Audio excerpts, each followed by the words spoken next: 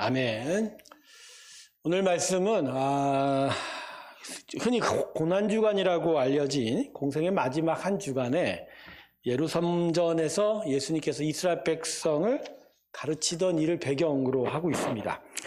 당시 대제사장 무리와 바리새인들은 예수님을 어떻게든지 제거하려고 혈안이 돼 있었죠.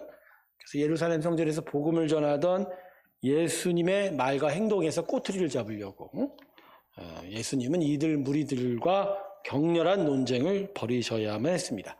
바로 그 논쟁 중에 가장 핵심적인 부분이 오늘 본문에 해당이 되는데요. 예수님은 자신을 해하려고 하는 무리들의 문제가 무엇인지를 정확하게 짚어주시면서 이스라엘 백성이 이와 같지 않기를 바라고 계셨습니다. 자, 본문 41절과 44절 사이에는 대제사장들과 서기관들의 잘못된 메시아관에 대한 예수님의 가르침이 기록되어 있습니다.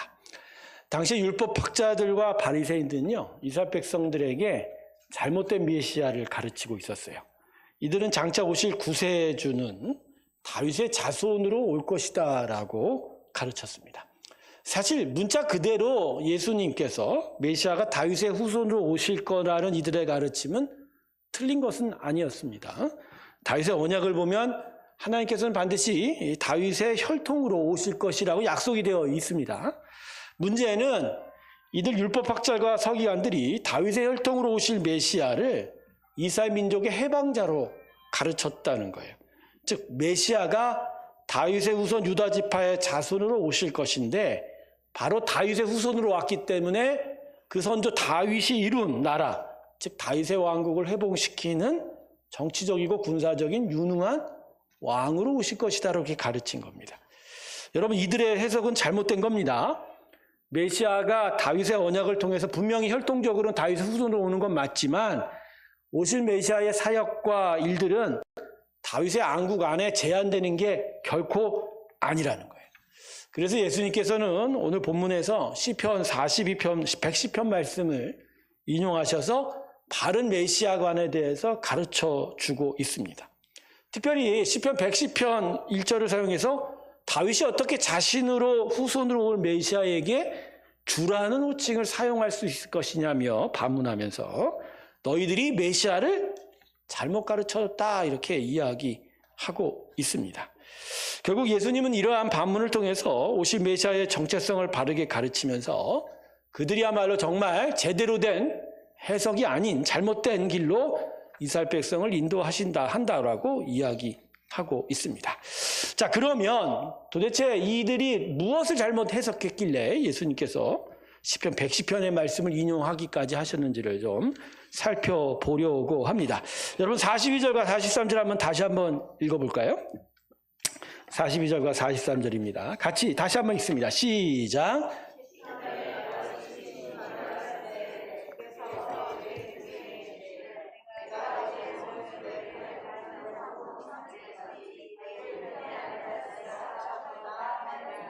네, 아멘. 자, 이게 110편 말씀인데, 자, 42절 처음에 보세요. 주께서 내 주께 이르시되라고 했는데, 도대체 그 주가 뭐고, 나중 주는 무엇이라는 거죠? 첫 번째 주는 누굴까요? 이 주는 성부 하나님입니다. 그 내 주는요? 성자 하나님을 얘기해요. 그러니까 지금 다윗이 뭐라고 얘기하냐면, 나의 하나님이 그분의 아들 하나님에게 말씀하셨다. 자, 뭐라고 얘기했죠? 내가 내 원수를. 여기서 내는 누구죠? 성부 하나님. 그다음에 내 원수는 성자 하나님의 원수를. 그러니까 성부 하나님이 예수님에게 내 발등상으로 삼을 때까지 원수를 내 우편에 앉았으라 하셨다. 즉 성부 하나님의 우편에 완전한 통치자로서 아들 예수가 임하신다 이렇게 얘기한 거예요. 자, 여러분 이렇게 되면 예수에 대한 해석은 완전히 달라지는 겁니다. 분명해지는 거예요. 율법학자들은요, 다윗의 후손으로 왔기 때문에 그 후손됨 안에서 그의 선조인 다윗의 나라를 세울 거라고 얘기했지만, 지금 다윗은 후손으로 오실 예수님을 오히려 뭐라고 높이고 있어요? 하나님이라고 높이고 있는 거예요. 이건 메시아가 다윗 안에 갇혀 있는 게 아니라 다윗을 오히려 뛰어넘는 일이라는 거예요. 뛰어넘어서 누구의 뜻대로 사는 겁니까? 누구의 뜻대로 행하신? 성부? 하나님의 뜻대로. 자, 여러분 이렇게 되면 메시아는 다윗의 왕국을 세울 사람이 아니라 하나님의 나라를 세울 사람이고 하나님의 거룩한 통치를 이룰 사람이고 하나님의 그 거룩한 통치를 통해서 온 세상에 구원의 역사를 베풀 사람입니다. 할렐루야. 예, 여러분 이렇게 되면 메시아에 대한 해석이 완전히 틀려지는데 이 율법학자들과 바리새인들은 다르게 가르친 거예요. 왜 다르게 가르쳤을까요? 여러분 이들이 모르지는 않았어요. 모르진 않았는데 당시 이스라엘 백성의 구미에 맞게 자기의 메시지를 바꾸어 버린 겁니다. 당시 이스라엘 백성들의 처한 상황이 뭡니까? 포로로 끌려간 이후에 가나안 땅에서 이스라엘 사람들이 자신의 나라 독립왕국을 세운 적이 없어요. 잠시 하스몬 왕조라고 해서 헬라 제국에 대해서 한 60년도도 대항해서 나름대로의 독립을 구가한 나라는 있었지만 그것도 잠시뿐이었고요.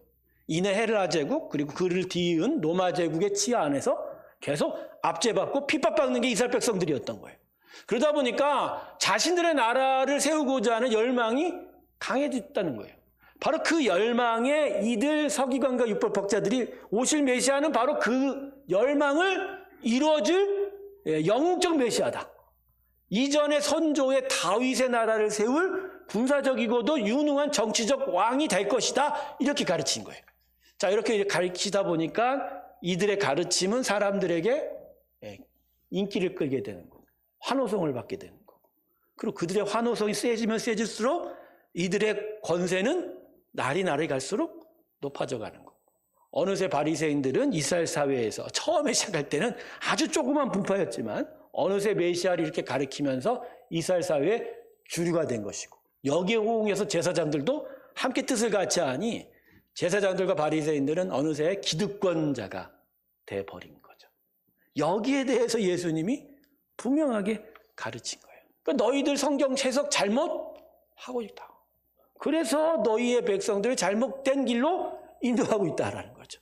지금 내가 이 땅에 와서 이룰 나라는 이런 나라가 아닌데 어쩌여 너희가 이렇게 성경을 잘못 해석하고 잘못 가르치느냐. 결국 이스라엘 사람들이 예수님을 왜 십자가에 못 박습니까? 예수님이 죽은 나사로를 살린 것도 알고 오병이의 기적을 베푼 것도 목격했지만 십자가에 못 박아버렸어요. 왜요? 예수님이 이룰 나라는 자신들이 바랄 나라가 아니란 거예요. 그가 로마 제국을 뒤엎고 우리의 왕이 돼서 강성한 다윗의 나라를 회복할 줄 알았는데 오히려 예수님은 힘없이 로마 제국에서는 저항도 안 합니다. 오히려 심령이 하나님 나라의 통치를 얘기하면서 오히려 자신의 심령이 찌르는 얘기만 하니까 이내 십자가에 못 박아라고 소리치게 된 거죠.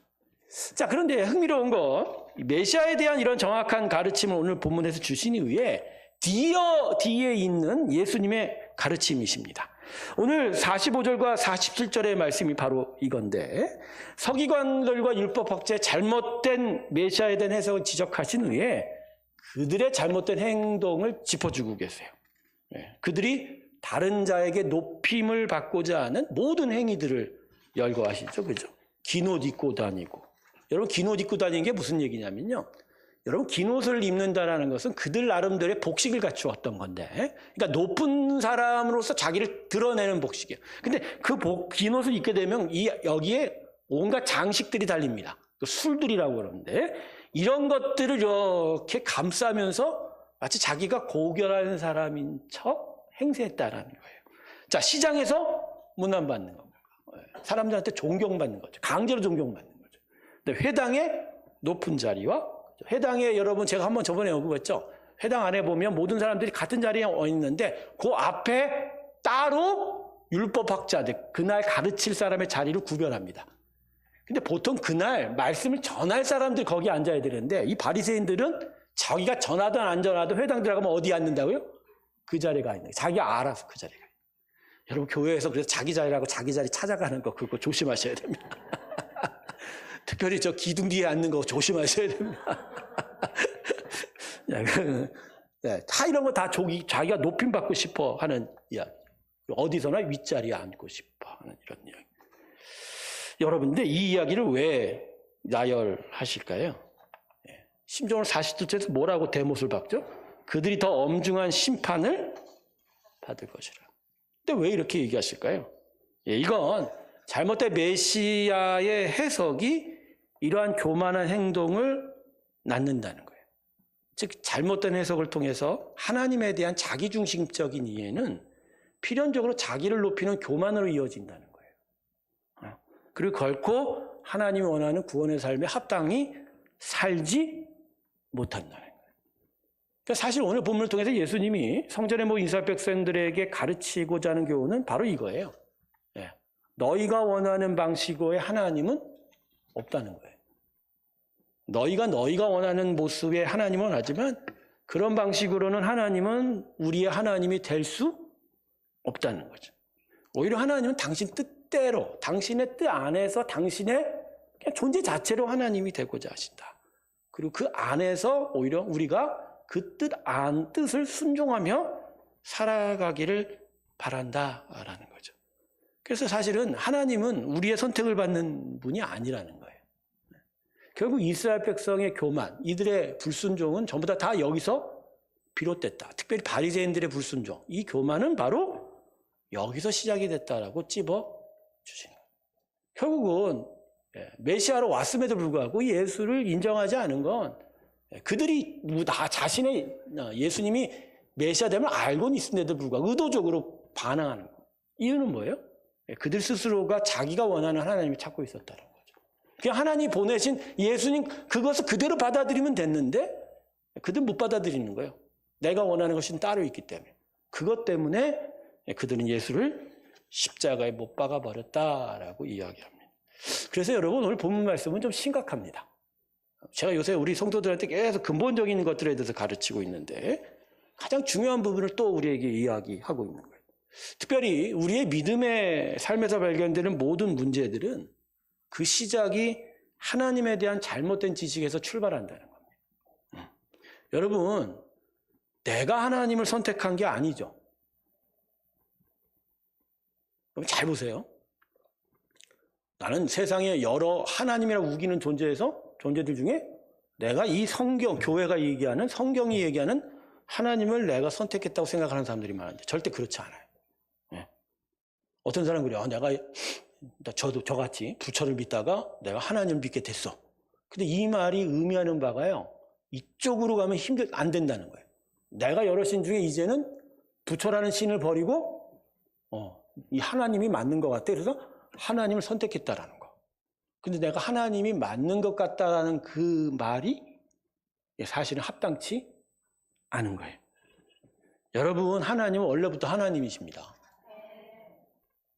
우리가 선택하든 우리가 믿든 안 믿든 간에 그분은 하나님이세요. 그리고 우리가 그분의 자녀된 건 내가 하나님을 선택한 게 아니라 그분이 불쌍히 나를 여겨서 그분의 구원의 자녀로 삼게 된 거예요.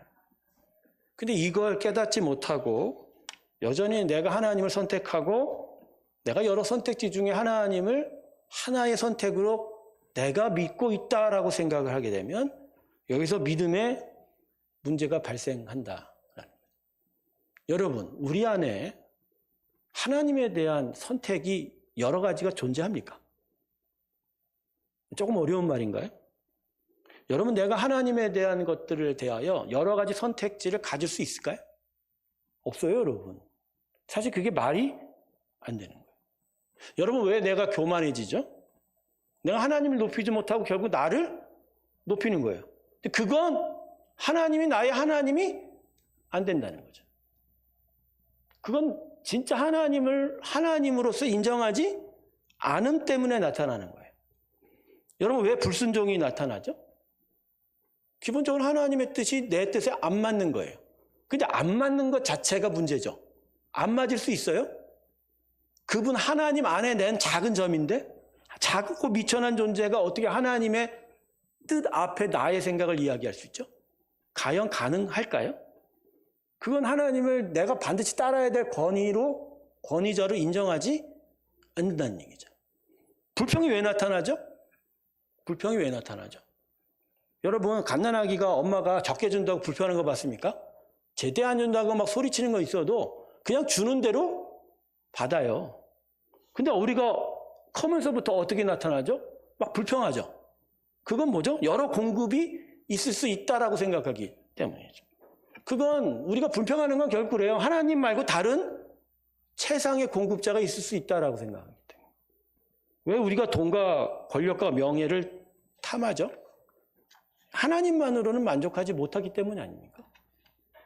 근데 하나님이 이 세상에 모든 것을 가지신 분인데 그분의 모든 것이 그분의 소유인데도 불구하고 우리는 다른 것을 가질 수 있다고 생각하니까 그게 돈이고 그게 권력이라고 생각하는 거예요. 그건 우리가 하나님의 존재를 인정하지 않는 거죠. 왜 예배가 안 나타나고 제대로 드려지지 못하고 말씀과 기도에 전념하지 못하나? 결국 이 문제예요. 하나님이 나의 하나님이 아닌 거예요. 그분의 하나님 되심을 내가 온전히 신뢰하지 못하는 거예요. 여러분, 그래서 우리는 어쩌면 하나님을 말입니다. 우리가 여러 가지 선택할 수 있는 것 중에 하나로 생각하는 그런 불신앙에 빠져 있을 수 있어요. 어떤 순간에는 내 하나님밖에 없습니다 그러지만 상황이 달라지고 무언가 필요가 생기면 다른 것도 있을 수 있다라고 생각하는 거예요. 여러분, 참된 믿음은요, 하나님 안에서 나를 발견하는 거예요. 내가 하나님 안에 있다라는 걸 깨달을 때 진짜 하나님 믿게 되는 거예요. 여러분 그러고 계십니까? 여러분이 하나님 안에 있다는 걸 인정하세요? 네, 그 안에서 결코 벗어날 수 없다라는 걸 인정하세요? 이걸 잘 인정할 때가 죽음을 경험할 때예요.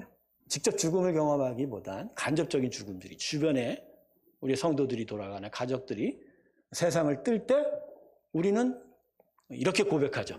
그래, 생사의 문제는 오직 하나님께 있어. 자신의 무기력함을 통해서, 그렇죠? 나의 생명은 오직 누구에게 속했다? 하나님께 속했다. 근데 사실 이 말 하면서도 사실 내가 그럼에도 불구하고 좀 살 수 있지 않나, 그런 생각, 헛된 생각을 하는 게 사람이긴 합니다만, 여러분, 내가 하나님 안에서 발견되는 게 믿음이에요. 쉽게 얘기하면 나라는 존재는 하나님 아니고선 존재할 수 없다. 그걸 깨닫고 그걸 인식하기 시작하면 비로소 믿음이 들어오는 거예요. 제가 요새 젊은 세대들이 왜 예수를 믿지 못할까 곰곰이 생각하면서 내린 또 하나의 결론이 뭐냐면 이 사람들이 자라면서 받은 교육에 문제가 있는 거예요. 교육이.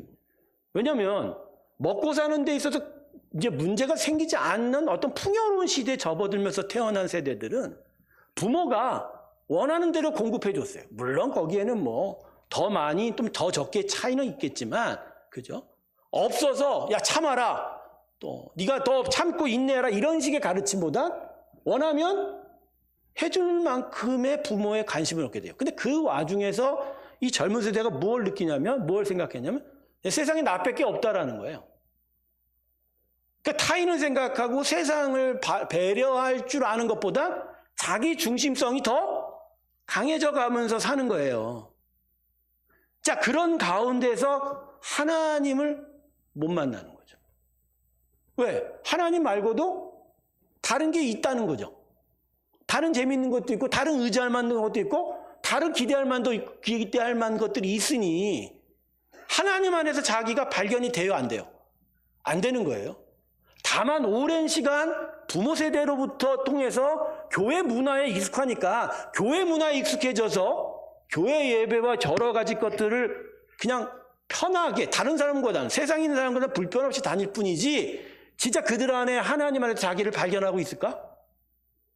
결국 이러다가 청년이 되고 뭔가 세상을 경험하게 돼서 뭔가 더 화려하고 더 많은 것들을 발견하기 시작하면 그들의 마음은 화살보다 더 빠르게 쏜살같이 하나님을 버리고 거기로 쫓아가는 거예요.